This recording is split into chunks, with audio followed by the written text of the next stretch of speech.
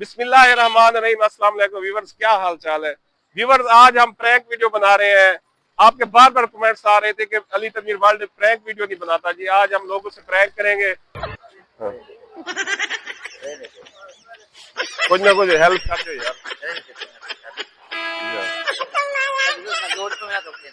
अच्छा, तकरीबन कितने पैसे थी तुम्हारे को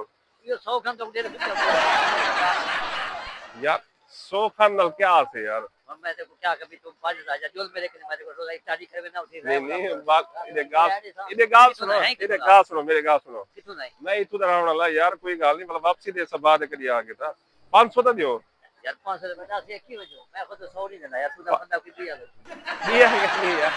मेरी 50,000 बात। इधे गाल तो सुनो, मेरी गाल तो सुनो। 500 तो दियो यार, 500। वालेकुम सलाम। लाला तू सा कोई यार सही। मेरी जाल कुटे से मेरे को भेजे से आके गोश्त के ना बाल कुटे बैठे सारे सामान का नहीं थी। 500 रुपए ना लाला दे, मेहरबानी करो जी। चलो 200 ना दे दो, 200 हाथ मारो।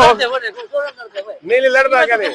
हाँ भैया तू सच सिफारिश करो। देखो मेरा बटवा है कि मैं इन्हें गाल तो सुनो, मेरी गाल सुनो यार, गाल तो सुनो भैया। मेरे छोटे छोटे बाल है, भूखे बैठे। 200 रुपए क्या है यार ये?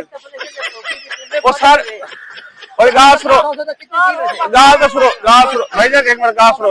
100 सारे दे सर, मेरी मदद करो भैया। तो सही दिया, तो सही दिया तो मेरी सिफारिश करो। जी 200 कटो, बिस्मिल्लाह करो ना। मंगे यार, कल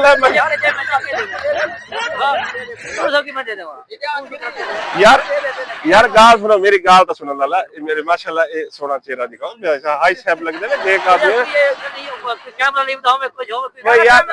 यार। कैमरा शैमरा कोई शय क्या नहीं लाला, कहना मैं यार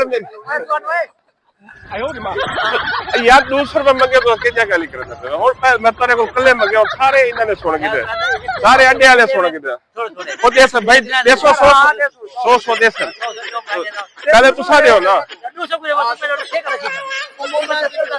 सही ई ना करो भैया। देखो माशाल्लाह नूरानी चेहरा है, ये अरबी पटका बजा है लाला। ये देखो, ये देखो मेरी गाल सोनी तोरी अनक है। इधर गाल सुनो नजदीक आओ। ये जी हमने भाईजान से प्रैंक किया था। माशाल्लाह ये 200 रुपए आमादा हो गए थे देने के लिए ना। 100 का कहा भी मैंने। अच्छा 100 का कहा। ऐसे 200 बोल रहे हैं। अच्छा 100 के लिए व्यूअर ये 100 के लिए मान गए थे, फिर भी अल्लाह ने जज़ाए खैर दे हमें। हम आपके साथ प्रैंक कर रहे थे, ये सारे जानते थे लेकिन आप नहीं जान रहे थे। तो माशाल्लाह कैसा लगा प्रैंक? बेहतरीन लगा। लेकिन अगर कोई सही में आ जाए ना तो उसकी मदद कर दीजिएगा। मदद तो मैं करने के लिए तैयार हूं, जो लेकिन तो ठीक है। हाँ, आप जो बोले भी आप जेब सारी खाली कर दे, हम भी घर का खर्चा है। हाँ, हम भी घर जाके आप कह भी मेरी बेगम मुझे मार दे, आपको बचाया। बेगम मुझे वैसे मारती है यार, वो बीमारा वो सही कह रहा था। वो तो बेगम से हर आदमी खड़े खाता है। अच्छा सही से बताइएगा, रमजान शरीफ है, रोजे से खड़े हैं? कभी आपने बेगम से मार खाई है? देख ले, झूठ ना बोलिएगा। चले व्यूअर्स बताइएगा आपको कैसा लगा जी।